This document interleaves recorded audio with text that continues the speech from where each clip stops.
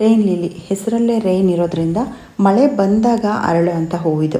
ಬೇರೆ ಟೈಮಲ್ಲಿ ನೀವು ಎಷ್ಟೇ ನೀರು ಹಾಕಿ ಇದರಲ್ಲಿ ಹೂ ಬರಲ್ಲ. ಮಳೆ ನೀರಿಂದ ಅರಳುವಂಥ ಹೂವು ತುಂಬ ಬ್ಯೂಟಿಫುಲ್ ಆಗಿರುವಂಥ ಹೂವಿದು.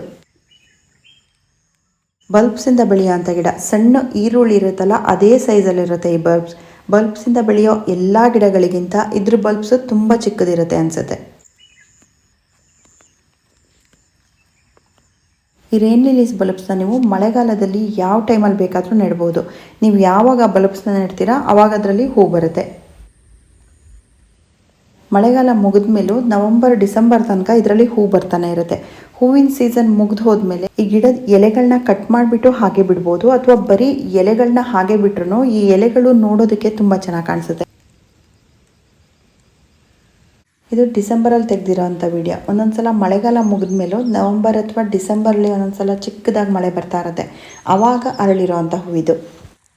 ಪಾಟಲ್ಲಿರಲಿ ಅಥವಾ ನೆಲದ ಮೇಲೆ ಇರಲಿ, ಒಟ್ಟಿಗೆ ಮಳೆ ನೀರು ಬಿದ್ದ ತಕ್ಷಣ ಇದರಲ್ಲಿ ಹೂ ಅರಳುತ್ತೆ. ಎಲ್ಲೆಲ್ಲಿ ಇದ್ರ ಬಲ್ಬ್ಸ್ ಹೋಗಿ ಸೇರಿಕೊಂಡಿದೆ ಅದರಲ್ಲೆಲ್ಲ ಹೂ ಬರುತ್ತೆ. ಒಂದು ಚಿಕ್ಕ ಪೀಸ್ ಸಿಕ್ಕಿದ್ರೆ ಸಾಕು ಬಲ್ಬ್ಸಲ್ಲಿ, ಅಲ್ಲೇ ಗಿಡಗಳು ಹುಟ್ಕೊಳ್ಳುತ್ತೆ. ಈ ಗುಲಾಬಿ ಗಿಡದ ಕೆಳಗೆಲ್ಲ ನಾನು ಹಾಕೇ ಇರಲಿಲ್ಲ, ನಾನು ಒಂದೇ ಕಡೆ ಲೈನಲ್ಲಿ ಹಾಕಿರೋದು. ಇಲ್ಲೆಲ್ಲ ಕ್ಲೀನ್ ಮಾಡಬೇಕಾದ್ರೆ ಹಾರಿರುತ್ತಲ್ಲ ಬಲ್ಬ್ಗಳು, ಅದರಿಂದ ಹುಟ್ಟಿರೋವಂಥ ಗಿಡಗಳು. ಕಳೆನ ಕ್ಲೀನ್ ಮಾಡಬೇಕಾದ್ರೆ ಒಂದೊಂದ್ಸಲ ಮಿಷಿನಲ್ಲಿ ಕ್ಲೀನ್ ಮಾಡ್ತಾರೆ, ಆವಾಗ ಮೇಲ್ಗಡೆ ಇರೋವಂಥ ಬಲ್ಬ್ಸ್ ಎಲ್ಲ ಹಾರಿರುತ್ತೆ, ಅದರಿಂದ ಹುಟ್ಟಿರೋವಂಥ ಗಿಡಗಳಿದೆಲ್ಲ. ಇದೆಲ್ಲ ಇವಾಗ ಮಳೆ ಶುರುವಾದ ಮೇಲೆ ಅರಳಿರೋವಂಥ ಹೂಗಳು.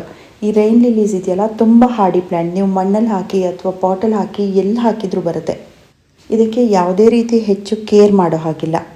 ಮಳೆಗಾಲ ಮುಗ್ದು ಹೋದ್ಮೇಲೆ ಅಥವಾ ಹೂ ಬರೋದು ಯಾವಾಗ ಸ್ಟಾಪ್ ಆಗುತ್ತೆ ಆವಾಗಲೂ ನೀವು ಇದಕ್ಕೆ ನೀರು ಹಾಕ್ತಾಯಿದ್ರೆ ಎಲೆಗಳು ಇದೇ ರೀತಿ ಹಸಿರಾಗೇ ಇರುತ್ತೆ. ಇದರದ್ದು ಎಲೆಗಳು ನೋಡೋಕ್ಕೆ ತುಂಬ ಚೆನ್ನಾಗಿರುತ್ತೆ. ಕಡ್ಡಿ ರೀತಿ ಇರೋದ್ರಿಂದ ದೂರದಿಂದ ನೋಡೋಕ್ಕೆ ಯಾವುದೋ ಗ್ರಾಸ್ ರೀತಿ ಕಾಣಿಸುತ್ತೆ. ಒಂದೇ ಕಡೆ ನೀವು ಬಾರ್ಡರಲ್ಲಿ ಹಾಕಿದಾಗ ತುಂಬ ಚೆನ್ನಾಗಿ ಕಾಣಿಸುತ್ತೆ. ಜಾನ್ವರಿ ತನಕ ನೀವು ನೀರು ಹಾಕ್ಕೊಂಡು ಈ ರೀತಿ ಹಸಿರಾಗೇ ಇಟ್ಕೋಬೋದು. ಆಮೇಲೆ ಬೇಕಾದರೆ ಅದನ್ನು ಕಟ್ ಮಾಡಿ ತೆಗಿಬೋದು. ಈ ರೀತಿ ಜುಟ್ಟು ರೀತಿ ಹಿಡ್ಕೊಂಡು ಅದನ್ನು ಕಟ್ ಮಾಡಿ ತೆಗೆದು ಆಮೇಲೆ ಆ ಬಲ್ಬ್ಸ್ನ ಅಲ್ಲೇ ಡ್ರೈ ಆಗಕ್ಕೆ ಬಿಡಬೇಕು.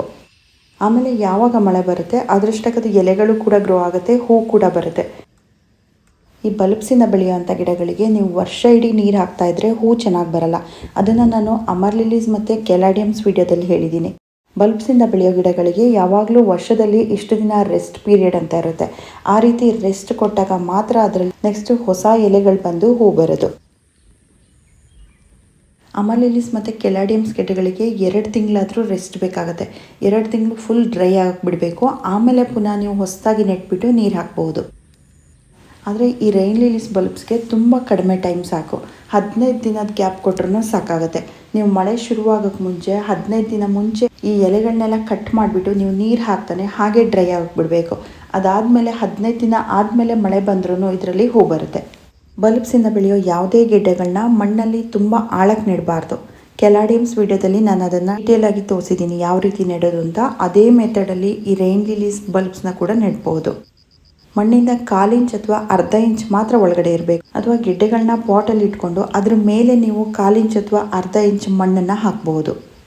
ಮರಳು ಮಿಶ್ರಿತ ಮಣ್ಣನ್ನು ತಗೊಂಡ್ರೆ ತುಂಬ ಒಳ್ಳೆಯದು. ನೀರು ಪಾಟಲ್ಲಿ ನಿಲ್ಲಬಾರ್ದು. ಬೇಗ ಪಾಟಿಂದ ಡ್ರೈನ್ ಔಟ್ ಆಗೋವಂಥ ಮಣ್ಣನ್ನೇ ತಗೋಬೇಕು. ಪಾಟಲ್ಲಿ ರೈನ್ ಲಿಲೀಸ್ನ ಬೆಳೆದಿರೋರು ನೀರು ಜಾಸ್ತಿ ಆಗದೆ ರೀತಿ ನೋಡ್ಕೋಬೇಕು. ನೀರಿಂದಾಗಿ ಅಥವಾ ಬೇರೆ ಯಾವುದೇ ಕಾರಣದಿಂದಾಗಿ ಆಗಾಗ ಬಲ್ಬ್ಸ್ ಕೊಳಿತಾ ಇದ್ದರೆ ನೀವು ಪಾಟ್ ಮಿಕ್ಸ್ ತಗೋಬೇಕಾದ್ರೆ ಅದಕ್ಕೆ ಫಂಗಿಸೈಡ್ನ ಮಿಕ್ಸ್ ಮಾಡ್ಕೋಬೇಕು. ಫಂಗಿಸೈಡ್ನ ಮಿಕ್ಸ್ ಮಾಡ್ಕೊಳ್ಳೋದ್ರಿಂದ ಗೆಡ್ಡೆಗಳು ಕೊಳೆಯುವಂಥ ಸಾಧ್ಯತೆ ತುಂಬ ಕಡಿಮೆ ಇರುತ್ತೆ. ಪಾಟ್ಗಳಲ್ಲಿ ರೈನ್ ಲಿಲೀಸ್ನ ಬೆಳೆದಿರೋದು ಒಂದು ಪ್ರಾಬ್ಲಮ್ ಯಾವುದು ಅಂದರೆ, ನಾನು ಯಾವಾಗಲೂ ಕೇಳೋದು, ಗಿಡ ತುಂಬ ಚೆನ್ನಾಗಿದೆ, ಎಲೆಗಳೆಲ್ಲ ತುಂಬ ಹಸಿರಾಗಿದೆ, ಆದರೆ ಹೂ ಬರ್ತಾ ಇಲ್ಲ ಅಂತ. ಇದಕ್ಕೆ 2-3 ಕಾರಣಗಳಿರ್ಬೋದು. ಅದು ಯಾವುದು ಅಂತ ಹೇಳ್ತೀನಿ. ಮೊದಲನೇ ಕಾರಣ ಯಾವುದು ಅಂತ ಅಂದರೆ, ರೈನ್ ಲಿಲೀಸ್ ಬಲ್ಬ್ಸ್ ತುಂಬ ಬೇಗ ಸ್ಪ್ರೆಡ್ ಆಗುತ್ತೆ, ತುಂಬ ಬೇಗ ಮಲ್ಟಿಪಲ್ ಆಗುತ್ತೆ. ಹಾಗಾಗಿ ಪಾಟ್ ಫುಲ್ ಕವರ್ ಆಗಿ ಬೆಳೆಯುತ್ತೆ. ಇದರಿಂದ ರೂಟ್ ಬೌಂಡ್ ಆಗ್ಬೋದು. ನೀವು ಗಿಡ ನೆಟ್ಟು 1 ವರ್ಷ ಆದಮೇಲೆ ನೀವು ಯಾವಾಗ ಗಿಡ ನೆಟ್ಟಿದ್ದು ಅಂತ ಮರ್ತು ಬಿಟ್ಟಿದ್ರೆ ಅದರಲ್ಲಿ ಬಲ್ಬ್ಸ್ ತುಂಬ ಬೆಳೆದು ರೂಟ್ ಬೌಂಡ್ ಆಗಿರುತ್ತೆ. ರೂಟ್ ಬೌಂಡ್ ಆದರೂ ಕೂಡ ಇದರಲ್ಲಿ ಹೂ ಬರಲ್ಲ. ಪಾಟ್ ಒಳಗಡೆ ಬಲ್ಬ್ಸ್ ಮಲ್ಟಿಪಲ್ ಆಗಿರುತ್ತೆ, ಸ್ಪ್ರೆಡ್ ಆಗಿ ಬೆಳೆದಿರುತ್ತೆ. ಇದರಿಂದ ಅದಕ್ಕೆ ಬೆಳೆಯೋಕೆ ಜಾಗ ಇರಲ್ಲ. ಆವಾಗ ಮಣ್ಣಲ್ಲಿರೋ ಪೋಷಕಾಂಶಗಳೆಲ್ಲ ಖಾಲಿಯಾಗಿರುತ್ತೆ. ಆವಾಗ ಮಣ್ಣಲ್ಲಿರೋ ಪೋಷಕಾಂಶಗಳು ಖಾಲಿ ಆದಾಗಲೂ ಇದರಲ್ಲಿ ಹೂ ಬರಲ್ಲ.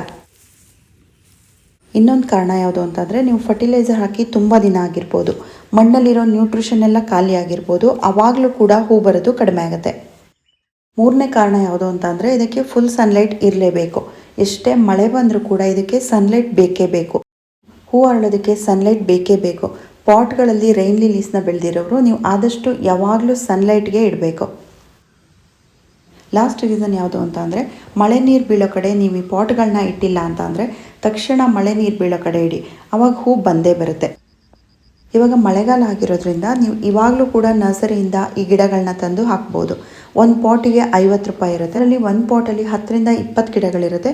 ನೀವು ಅದನ್ನು ಬೇಕಾದರೆ ಬೇರೆ ಬೇರೆ ಪಾಟ್ಗಳಿಗೂ ರೀಪಾಟಿಂಗ್ ಮಾಡ್ಕೋಬೋದು ಅಥವಾ ನೆಲಕ್ಕೆ ಕೂಡ ಹಾಕೋಬೋದು.